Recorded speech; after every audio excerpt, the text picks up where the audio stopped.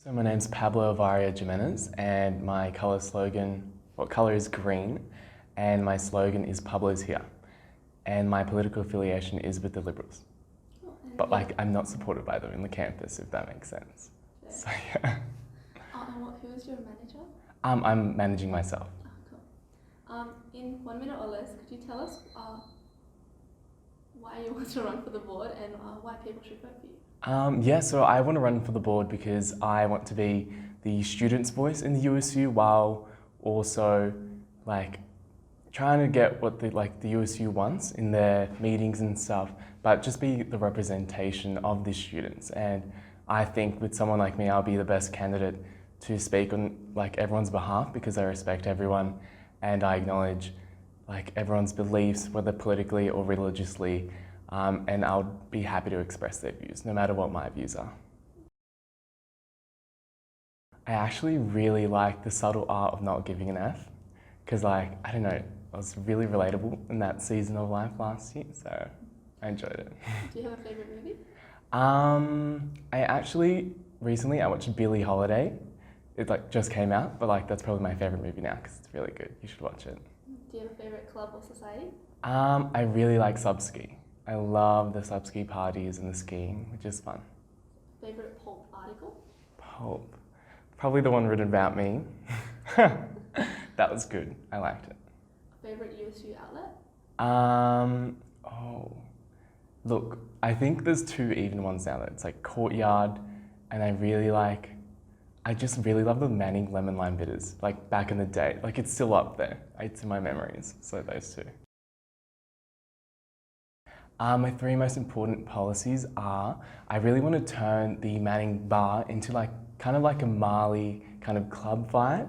So reinvigorate that scene. Because I'm sure we'll be able to, if Newtown's right there and there's residential colleges in the regiment building, and I'm sure they'd love to go to some place once a week, like a Wednesday or something. So that's one. The second one is to create a salad bar in Courtyard.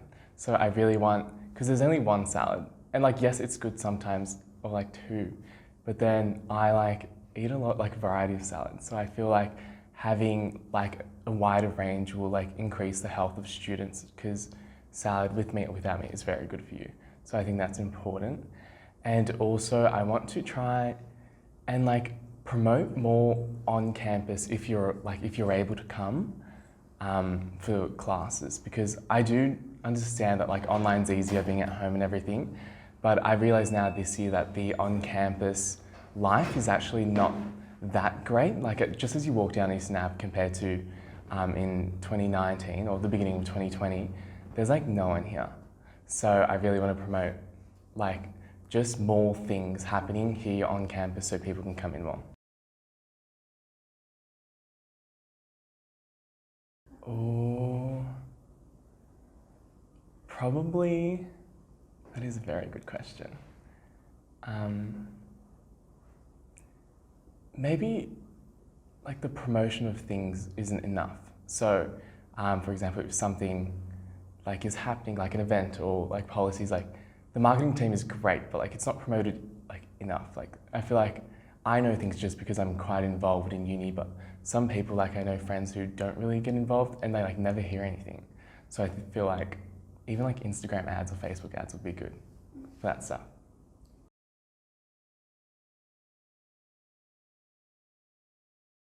Can I just double check, what was the exact question on the sign, do you know? It said, are disabled people a burden on society? Okay, so I think what they were probably trying to do was to provoke thinking in everyone, and yes, it is kind of demeaning even to have that out on Eastern Ave. I think that the USU should have probably things like that should get approved by the USU first, even though there's freedom of speech and transparency. There's always things that are going to offend people, and each society should hold the utmost respect for all people. So I think that's what the USU should have done.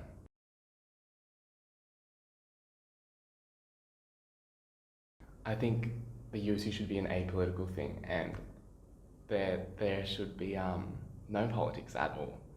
And yeah, that's what I think the USU should be.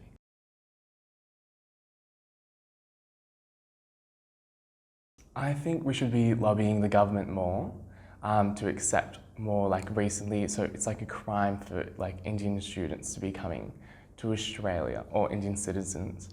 And I think that's ridiculous. Like, you should still be able to come because of like study and stuff. And I think we should be lobbying more, even though it's an independent organisation. The USU still has a massive role in like Sydney or like New South Wales. And yeah, they should be trying to lobby to accept more international students coming in.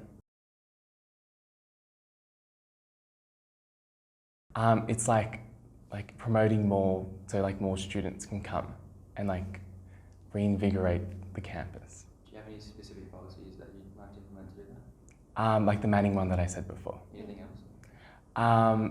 For events, so there could be like 2 welcome events, so for semester 2 students, because not everyone starts at the beginning of the year. So it would be nice to have another welcome week in semester 2 as big as the one in like welcome week 1, if that makes sense. Yeah.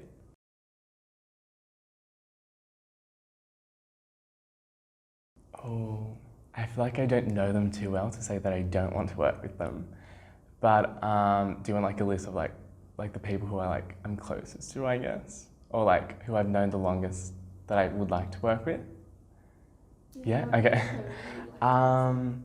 Probably like Talita, Nick, who else? Cole, they're all really sweet. David, and Isla. I really like Isla. I spoke to her once, but she's so sweet.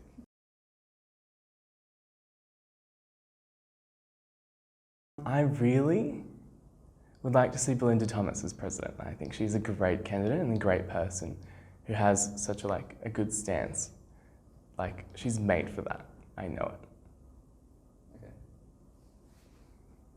So you got 33% in our quiz, and you weren't aware of the current SRC president. I think most students involved in campus should be aware at least of the SRC president. So do you think that this represents a significant gap in your knowledge? And do you think that your lack of knowledge makes you a suitable candidate to represent the student population? Yes, so regarding the SRC, I actually have had a really bad experience with the SRC. And they so it was a season, first year when I was young, and I got bullied a lot by them. So not all of them, but specific people. So I choose to distance myself from everything of the SRC. Which is why I still know Liam Donahue, and then there's a feeling acting president right now for the upcoming election, isn't there? I think, I'm assuming. The current president is Swapnik. Yeah. Senator Barabu. Yeah, he was elected unopposed. Anyway, so you also, unfortunately, were only able to name one Pulp editor out of the 4 that we have currently. As running Pulp is one of the major roles of the USU, do you feel that you should be, or a successful candidate should be more acquainted with the day-to-day runnings of Pulp? Look, I think I should be reading the news a lot, especially from uni news, but at the same time, who's going to remember all the editors of all the Connie Swanton here?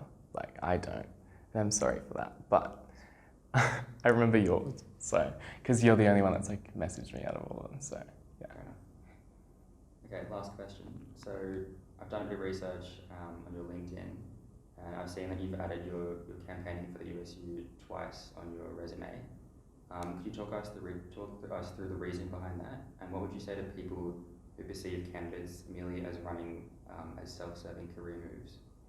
Oh, so yeah, I feel campaigning is a good, especially my field, because I study politics and international relations.